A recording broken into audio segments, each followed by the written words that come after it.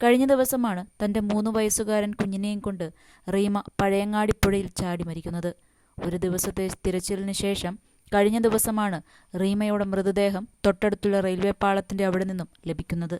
എന്നാൽ കുഞ്ഞിന്റെ മൃതദേഹം ഇപ്പോഴും ലഭിച്ചിട്ടില്ല. കുഞ്ഞിനായി ഇപ്പോഴും തിരച്ചിൽ തുടരുകയാണ്.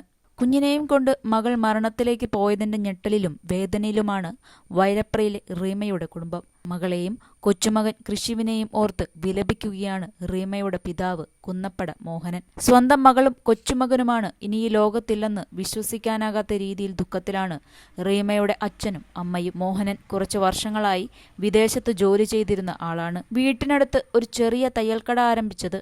ഏറെ കഷ്ടപ്പെട്ട് വളർത്തിയ മകളെ നഷ്ടപ്പെട്ട വേദനയിലാണ് മോഹനൻ. 2 ദിവസം മുൻപാണ് മകളുടെ ഭർത്താവ് കുട്ടിയെ കാണാൻ വന്നിട്ടുണ്ടെന്ന് പറഞ്ഞ് മോഹനെ വിളിക്കുന്നത്. തുടർന്ന് കുട്ടിയെ വന്ന് കൂട്ടിക്കൊണ്ടുപോയി.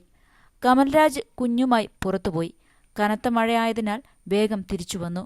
കുട്ടിയെ കൊണ്ടുപോകുമെന്ന ഭീഷണി കാരണം മകൾ വല്ലാത്ത പേടിയിലായിരുന്നു. ഭർത്തൃവീട്ടിൽ അവൾക്കെന്നും അവഗണനയും പീഡനവും മാത്രമായിരുന്നു.